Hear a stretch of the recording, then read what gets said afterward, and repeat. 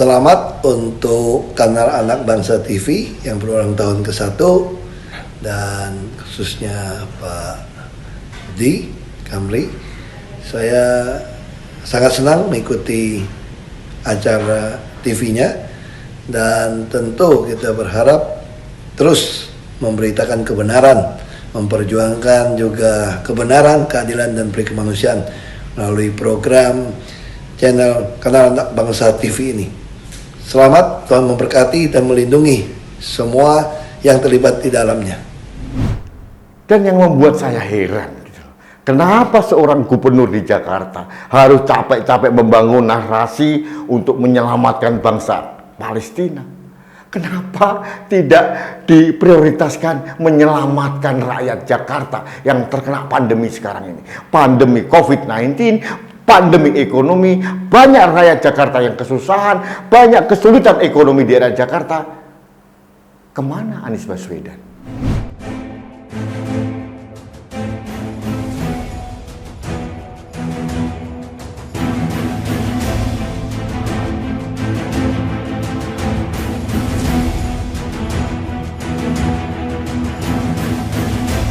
Dan Indonesia punya peran di situ. Insya Allah dalam suasana Syawal kita sambil mendoakan, memberikan support kepada saudara-saudara kita di Palestina yang saat ini sedang mengalami cobaan yang tidak kecil. Dan insya Allah perjuangan untuk menghadirkan kemerdekaan bagi bangsa Palestina selalu menjadi agenda utama dan selalu kita pertahankan.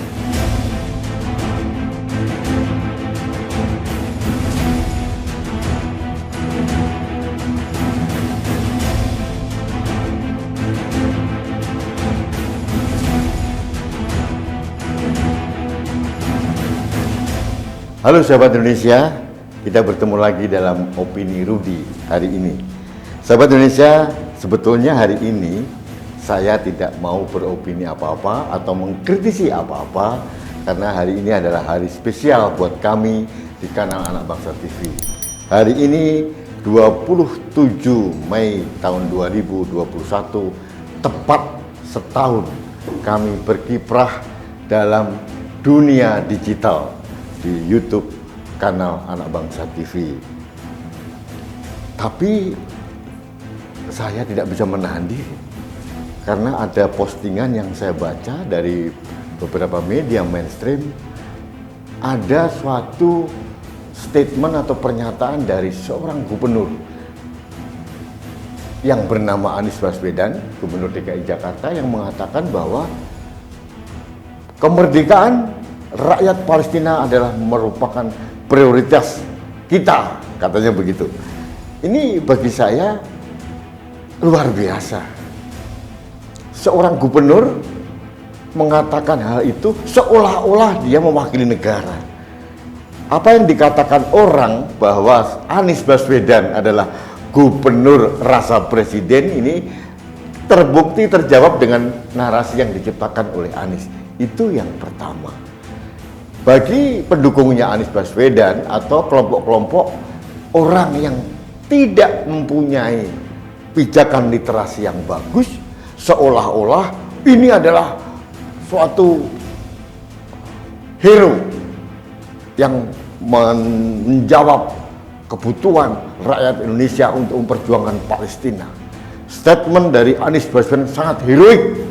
Dia akan menjadi panglima untuk membantu kemerdekaan Palestina, seolah-olah begitu.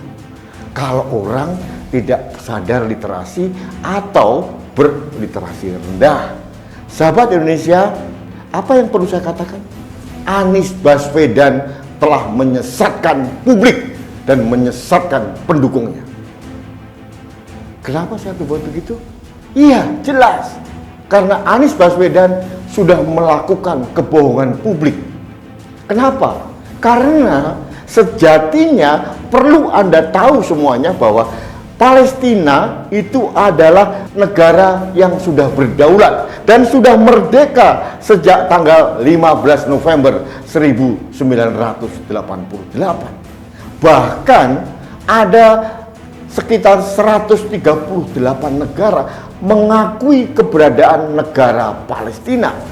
Di samping itu, Palestina juga sudah diakui oleh PBB. Nah, kemerdekaan yang mana yang mau Anies capai?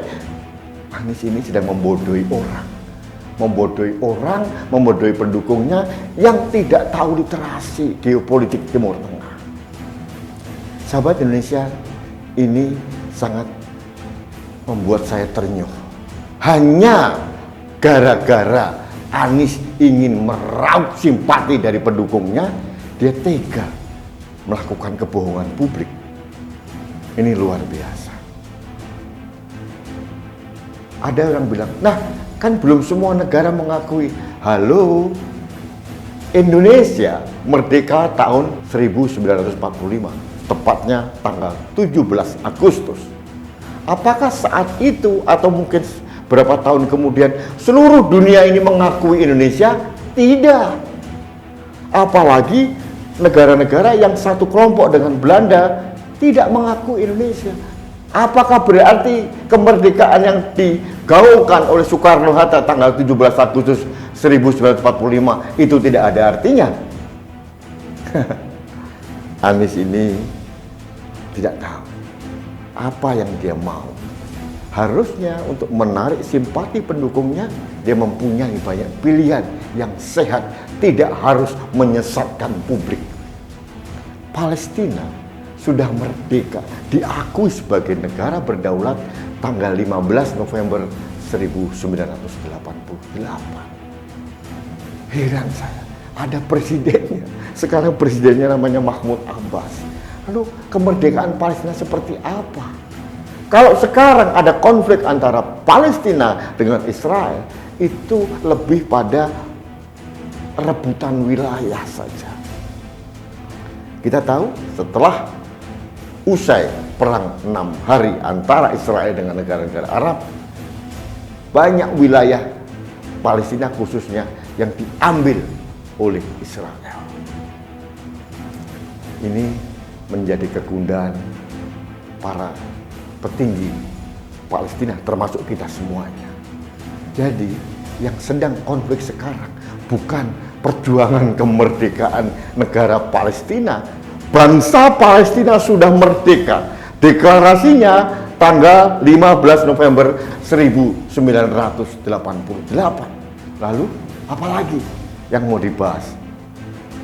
Dan yang membuat saya heran, kenapa seorang gubernur di Jakarta harus capek-capek membangun narasi untuk menyelamatkan bangsa Palestina?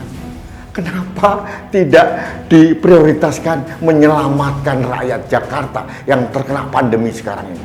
Pandemi COVID-19, pandemi ekonomi, banyak rakyat Jakarta yang kesusahan, banyak kesulitan ekonomi di daerah Jakarta. Kemana Anies Baswedan?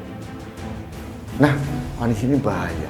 Hanya gegara ingin maju menjadi pemimpin Indonesia, tapi tega meninggalkan rakyat Jakarta dan membangun narasi pencitraan dengan mengagung-agungkan kemerdekaan Palestina.